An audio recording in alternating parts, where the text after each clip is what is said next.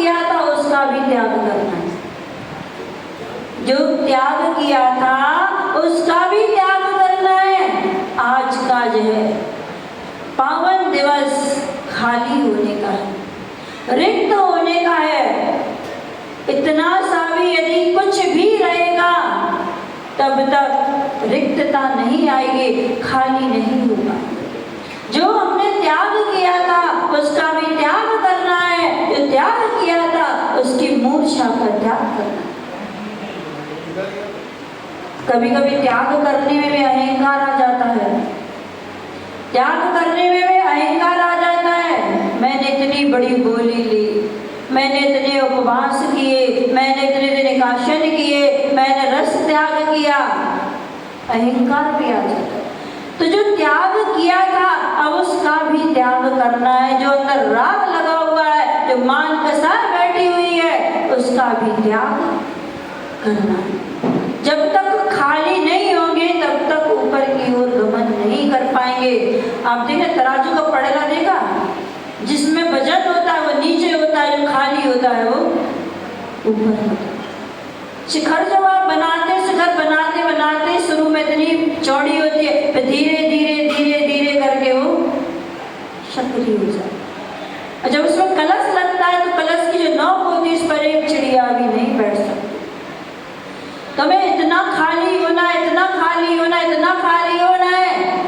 इस सिलसिला में जब सत्य भगवान बन जाते हैं, उनके पास एक भी कर्म की चिड़िया नहीं होती, एक भी वहां पर नहीं हो पाते। आप लोग जब पिकनिक में जाते हो, वाटर पार्क भी होता है, सुंदर सुंदर पत्थर भी होते हैं, चमकीले पत्थर भी होते हैं, झूले भी लगे होते हैं, लेकिन सब जब पिकनिक खत्म होती है, कोई मिट्टी के घर बनाते हैं, कोई घरौंदे बनाते हैं, कोई कुछ बनाता है, कोई कुछ जोड़ता है, कुछ गेम करते हैं, लेकिन जब वहां से लौट के आते हैं तो खाली हाथ, वहां से कुछ लेकर के नहीं आए थे। इधर भी आपने सब कुछ जोड़ा है, लेकिन यहाँ से साथ में लेकर के कुछ भी नहीं जाओ। साधु भी बन गए लेकिन अंदर से मूर्छा, लेकिन राग नहीं छूटा तो किस काम का। जब लोग विहार करते, बड़े बड़े सेठों के घर भी होते हैं, महल भी मिलते हैं, झोपड़ी भी मिलती है, और आग्रह भी करते हैं माता जी आज रात्रि मेरे यहाँ रुक जा, आहार की चर्या मेरे यहाँ हो जाएगी। रास्ते में अदर वाले भी मिलते हैं, जैन भी मिलते हैं, सब मिलते हैं। और एक बार विहार कर रहे थे, एक व्यक्ति आया, जंगल में रहता था, कुटिया बहुत सुंदर थी उसकी, वहां से विहार हुआ। आज मेरी कुटिया में रात्रि विश्राम हो जाए, बहुत उसने प्रयास किया, ठीक है भैया आज रात में मैं कुटिया में हो जाए। सुबह हुआ, विहार हो गया, वो व्यक्ति छोड़ने आया, अब मेरी कुटिया में रुके थे, आपको कैसा लगा? कुछ नहीं कहा। थोड़ी और दूर बढ़े, उसने कहा आपको एक बात तो बता दो, आपको मेरी कुटिया लगी कैसी? कुछ नहीं बोला, और ब्याह करा करके वापस लौट के चला। पुनः फिर दूसरे दिन वो ब्याह कराने आया, आपको कैसी लगी मेरी कुटिया? आप कुछ बोले क्यों नहीं? आप एक बार तो बता दो, मैंने घर छोड़ दिया, परिवार छोड़ दिया, मैं जंगल में ये कुटिया बना करके रहता हूँ, एक बार तो आप बोल दो कैसे? कुछ नहीं बोले।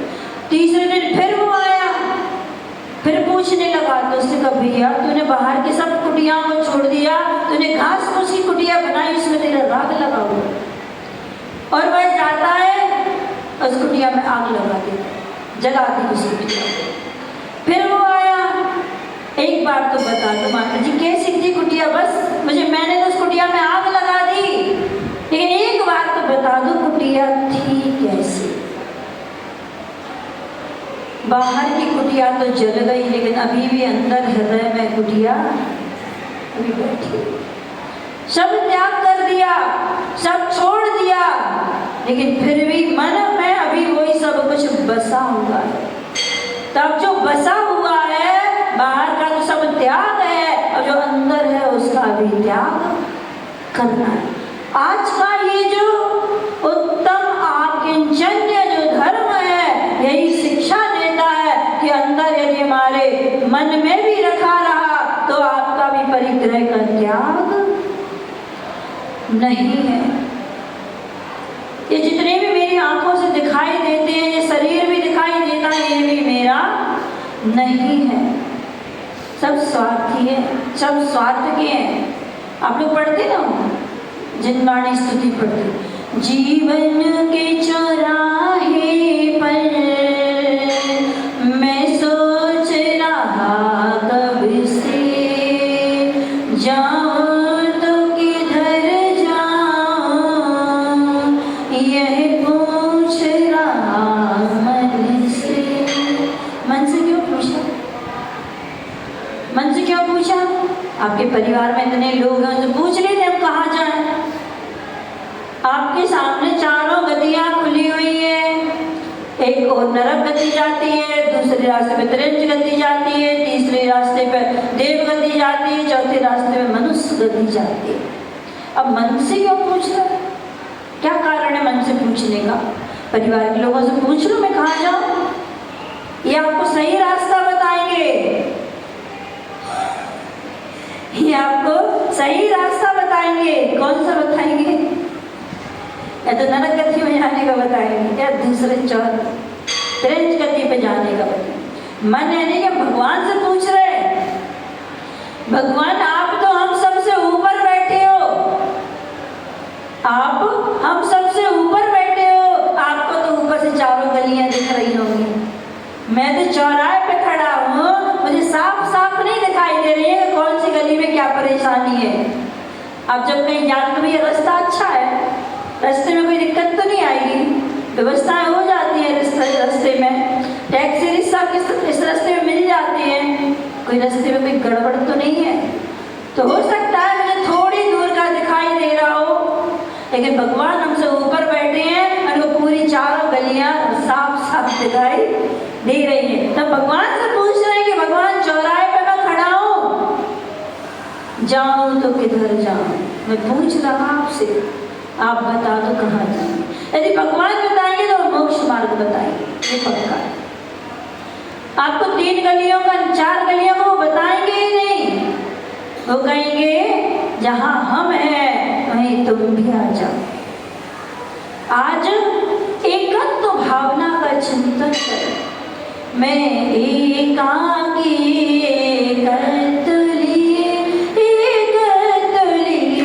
सब ही आते, तन धन को साथी समझाता, पर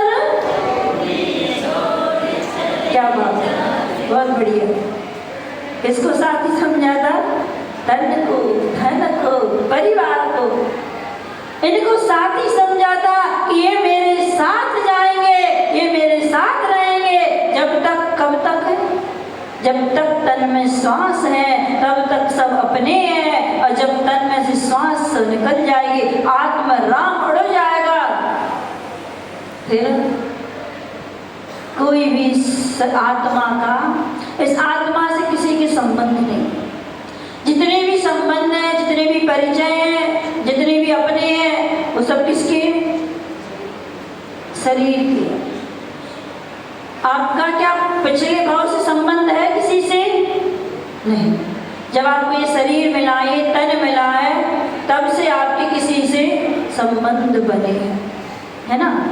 और जैसे ही मरण होता है, इस शरीर से सारे संबंध समाप्त हो जाते। आत्मा के साथ ना भूतो ना भविष्यति किसी का संबंध ना था, ना है और ना रहेगा। बहुत सारे लोग बोलते हैं ये हमारे हैं, ये हमारे हैं, ये मुझे बहुत चाहते हैं। कोई किसी का नहीं है। ये उत्तम आकिंचन धर्म यही बता रहा है कि कोई भी मेरा नहीं। जितने हैं सब स्वार्थ के हैं, जितने हैं सिर्फ शरीर के हैं। आत्मा का ना कोई था, ना है, ना रहेगा। आज का धर्म यही संकेत देता है, मैं एकाकी एकत्व सब ही आते। अकेला जन्म लेता है, अकेला मरण करता है। किसी के साथ कोई आया है? नहीं आता है। अगर बच्चे जुड़वा भी होते हैं तो भी अलग अलग ही आते हैं। तन धन को साथी समझाता, ये भी छोड़ चले जाते। कोई धन भी कितनी कमा के रख ले, जब अंतिम समय में जाओगे तो एक शरीर पर एक धागा भी नहीं होगा। जैसा जन्म लेते हैं वैसा ही अंतिम संस्कार भी होता है। हाथ में कुछ पहने होंगे, गले में पहने होंगे, कान में पहने होंगे तो खींच लेते हैं, उतार के ले आते, वो भी साथ में नहीं जाने देते कि चलो अगर मरने के बाद पहने हैं तो पहने रहने दो। कोई नहीं पहने, सब उतार के ले जाते हैं। कपड़े तक फाड़ देते हैं, वो तक नहीं जाने देते संग में। कोई साथ में जाने वाला नहीं है। यदि कोई जाएगा तो हमारे कर्म ही हमारे साथ जाएंगे। अपन कहते थे भरत घर में बैरागी। अब ये चर्चा पूरे में फैल गई। आदिनाथ भगवान का प्रथम पुत्र भरत चक्रवर्ती 96,000 रानियों के बीच में रहता हुआ षट खंडापति, हजारों पुत्र पुत्रियां, उसके बाद भी भरत घर में बैरागी। ये चर्चा पूरे गांव में, अयोध्या में फैल गई। अब आप लोग भी कहते हैं ऐसा कैसे हो सकता है? ऐसा हो ही नहीं सकता। सब कहने सुनने की बातें हैं, सब कहने सुनने की बातें हैं। ऐसा हो सकता है इसकी 96,000 रानियां हो, हजारों पुत्र पुत्रियां, षट खंडापति हो, इतने सारे राजा महाराजा उसके चरणों में प्रतिक्षण नतमस्तक रहते हैं। क्या वो घर में बैरागी हो सकती? एक व्यक्ति के मन में शंका आ गई, उसकी चर्चा इधर उधर फैल गई। कोई भी बात इतनी सी होती है तो धजी का सांप बन जाता है। उस व्यक्ति के मन में शंका उत्पन्न हुई और उसके लिए भरत के पास लाया गया। भरत के पास लाया गया। उसने कहा मेरा अपराध क्षमा करना, मेरे मन में मात्र शंका है, जिज्ञासा है कि भरत घर में बैरागी कैसे हो सकता है? आपका इतना बड़ा परिकर है, इतनी सारी रानियां हैं, इतने सारे बच्चे हैं आपके, इतने राजा महाराजा, आप दिन भर उनसे घिरे रहते हैं।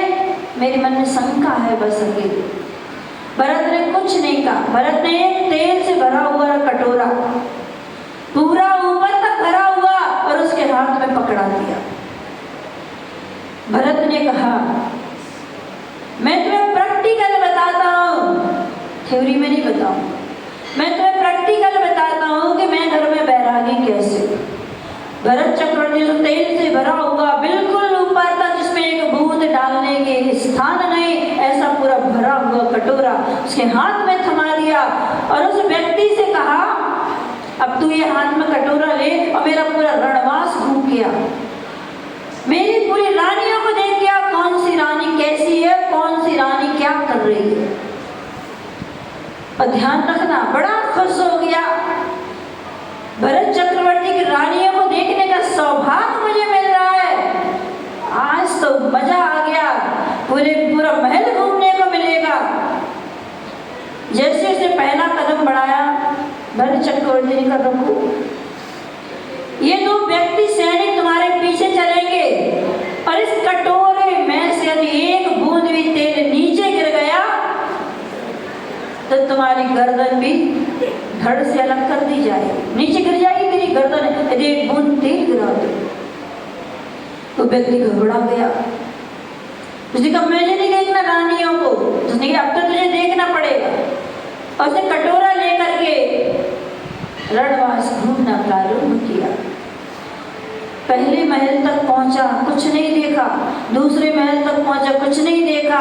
सिर्फ कटोरे को देख रहा था और पीछे सैनिकों को देख रहा था। कटोरे में से कहीं एक बूंद तेल बाहर ना गिर जाए। यदि एक बूंद तेल बाहर गिरती है तो वो तो बाद में गिरेगी, मेरी गर्दन पहले गिर जाएगी। पूरा रणवास घूम करके आ गया और भरत चक्रवर्ती ने कहा देखा है मेरी कौन सी रानी कैसी है। और व्यक्ति कहता पहले कटोरा संभालो, उसके बाद मैं बात करूंगा।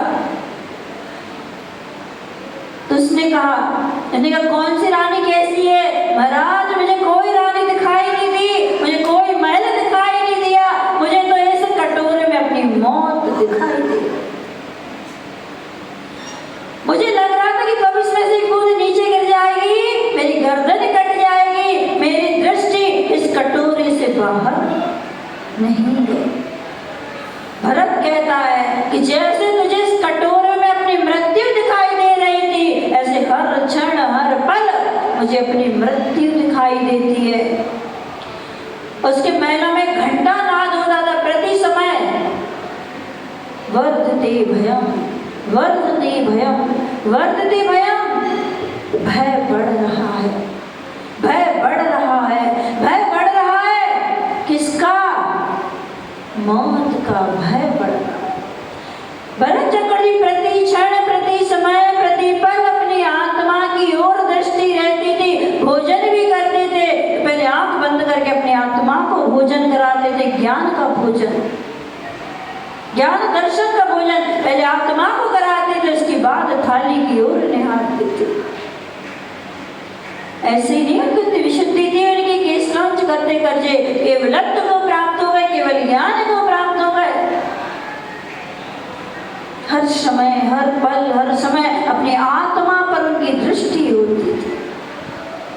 आप लोग कहते फुर्सत ही नहीं मिलती, घर गृहस्थी में इतने काम है, शाम को आने में फुर्सत ही नहीं मिलती है, आहार देने में फुर्सत नहीं मिलती है, पूजन करने में फुर्सत नहीं मिलती है। खट्टी फुर्सत लोगे क्या? खट्टी छुट्टी लोगे? कब फुर्सत मिले? चिंता नहीं करना, आपने भी सोचना कि हम नहीं रहेंगे तो ये काम नहीं होगा, हम दुकान में नहीं बैठेंगे तो ग्राहक ही नहीं चलेगी, हम ऐसा नहीं करेंगे तो ऐसा नहीं। इस अहंकार को छोड़ देना। सबके बिना सब काम होते।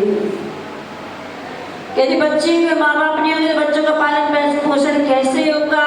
जिनके होते ही से खत्म हो जाते, वो भी जीते हैं, खाते हैं, पीते हैं, अपनी जिंदगी जीते हैं। किसी के बिना कोई भी काम रुकता नहीं है, सबके बिना सब काम होते हैं। आपके फुर्सत नहीं मिलती है, फुर्सत तो मरते मरते नहीं मिलेगी, उसमें से निकालना पड़ेगा। समय कभी नहीं मिलेगा। शुभ काम को क्या कहते हो? कल कर लेंगे। पूजा करोगे? कल कर लेंगे। अभिषेक करोगे? कल से कर लेंगे। आरती देने आओगे? कल से कर लेंगे। कल किसने देखा है? किसने देखा कल? कल किसी ने नहीं देखा है। कल कभी आता ही नहीं है। हर कल आज बन के आता है। हर कल आज बन के आता है। आपने कल बोली ली तो आज हो गया, जो आज बोली ली वो फिर आज हो जाएगा। कल कब आता है? सुबह शीघ्र, शुभ काम को शीघ्रता से करो, पाप कर्मों को कल पर छोड़ दो। पाप कर्मों को पिक्चर देखने जाओगे? कल जाएंगे। पाप करोगे? कल करेंगे। अभक्ष का भक्षण करोगे? कल करेंगे। इनको छोड़ देना कल पर, क्योंकि कल कभी आना नहीं है। जब कल ही नहीं आएगा तो करोगे क्या? सुबह शीघ्र, शुभ काम को शीघ्रता से करना, क्योंकि जीवन का कोई भरोसा नहीं है। वर्धते भयम, भय बढ़ रहा है। मृत्यु का भय प्रति पल प्रति क्षण प्रति समय बढ़ रहा है। कौन सी श्वास अंतिम श्वास हो जाए, कौन सा पल अंतिम पल हो जाए, कौन सी घड़ी अंतिम घड़ी हो जाए, कौन सा समय अंतिम समय हो जाए। दुनिया से 7 दिन में सबको जाना है। हाँ, दुनिया से 7 दिन में सबको जाना है। अध्यक्ष जी पक्का है? पक्का? 7 दिन 24 घंटे 12 महीने के अंदर अंदर सबको जाना है। अध्यक्ष जी कह रहे 7 दिन में। हाँ, 7 दिन में।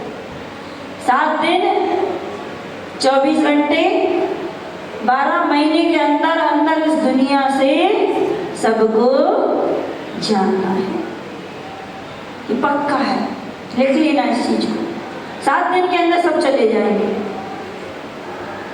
कोई सोमवार को जाएगा, कोई मंगलवार को जाएगा, कोई गुरुवार को जाएगा, कोई बुधवार को जाएगा, कोई शनिवार को जाएगा, कोई रविवार को जाएगा। और कौन से दिन होते हैं? 7 दिन के आगे कौन से दिन होते हैं? यही तो दिन होते हैं। अब इसमें से जिसकी जिस दिन लिखी नहीं होगी, हम बांध के आए होंगे पूर्व में, उस दिन वो चला जाए। मृत्यु के लिए कोई स्थान निश्चित नहीं है। सोते सोते होगी, खाते खाते होगी, पीते पीते होगी, चलते चलते होगी, इसका कोई समय निश्चित नहीं है। मृत्यु का कोई समय निश्चित नहीं है। जन्मघात एक बार हो सकता है। आजकल सीजर ऑपरेशन से होते हैं तो अपन अपनी डेट पहले से निकलवा देते हैं, लेकिन मरने का कोई मुहूर्त नहीं है। मरने का कोई मुहूर्त नहीं है। पूरे जीवन भर मुहूर्त मुहूर्त करते हो। शादी मुहूर्त में होना चाहिए, यात्रा में जाना है मुहूर्त में होना चाहिए, ये काम करना है मुहूर्त में होना चाहिए, लेकिन दुनिया से बिना मुहूर्त के चले जाते। दुनिया से बिना मुहूर्त के चले जाते। जीवन भर मुहूर्त देखते रहना, लेकिन अंत समय में कोई ना मुहूर्त, बिना मुहूर्त के उठ जाएंगे। इस दुनिया से बिना मुहूर्त के चले जाएंगे।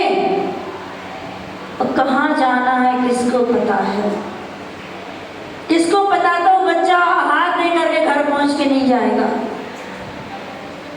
किसको पता था नहाने के लिए बाहर आना है कि नहीं आना है? किसको पता है प्रवचन हॉल में से बाहर किस किस को जाना है? किसको पता है कल किसको लौट के आना है? किसी को नहीं पता है।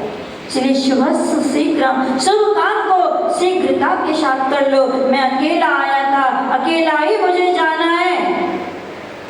सीता की जब अग्नि परीक्षा चल रही थी,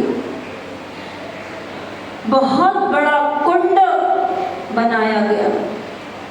उस कुंड में बहुत ईंधन डाला गया और जब उसमें अग्नि प्रज्वलित हुई तो ऐसी अग्नि जल रही थी, आकाश को छू रही थी। इतनी भयानक अग्नि थी उस कुंड में। सीता मन में विचार कर रही थी। कभी लवकुश की ओर देखती है, वो नीचे नजरें कर लेते हैं। कभी लक्ष्मण की ओर देखती है, कभी राम की ओर देखती है, कभी दशरथ की ओर देखती है, कभी कैकेयी आदि की ओर देखती है, कभी जनक की ओर देखती है। सब नीचे नजरें कर लेते हैं। कोई उसको सहायता करने वाला नहीं, कोई उसको हाथ पकड़ने वाला नहीं कि नहीं जाओगी तुम इस कुंड में। सीता ने मन में विचार किया, कोई भी मेरा नहीं है, मात्र यदि कोई है तो मेरी आत्मा मेरी है, पंच परमेष्ठी भगवान मेरे है। और नमोकार मंत्र पढ़ती जा रही थी, अग्नि की ओर बढ़ती जा रही थी, उस कुंड की ओर बढ़ रही थी। आकाश से देव लोग केवल ज्ञान की पूजा करने जा रहे थे। किसकी? किसकी?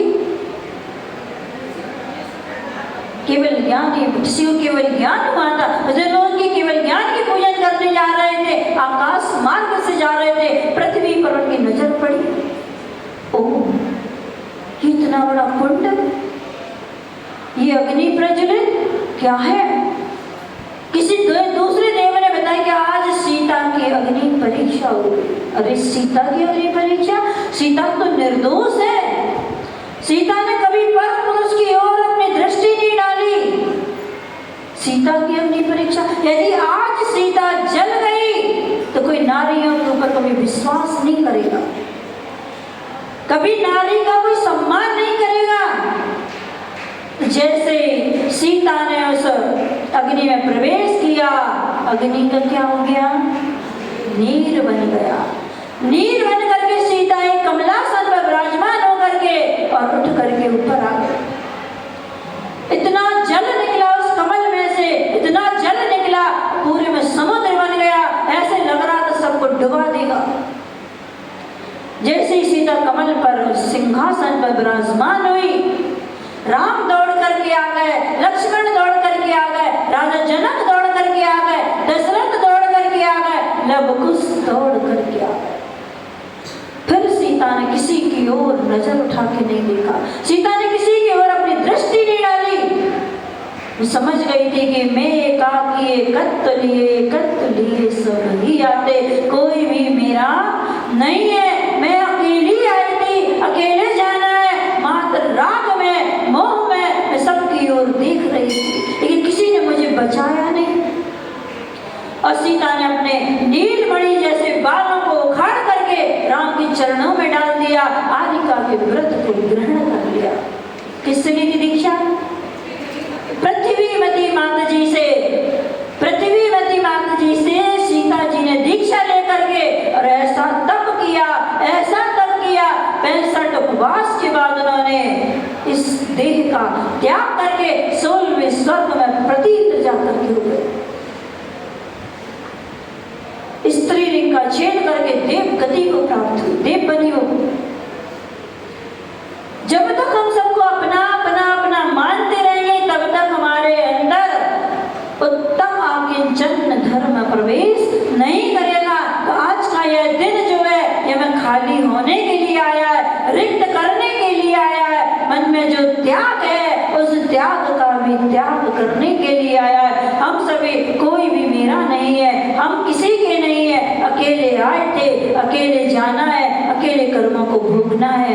ऐसा जो विकल्प को हटा करके, संकल्पों को हटा करके निज स्वरूप में स्थित होता है, उसी के अंदर उत्तम आकिंचन धर्म प्रवेश करता है। चलिए उत्तम आकिंचन धर्म की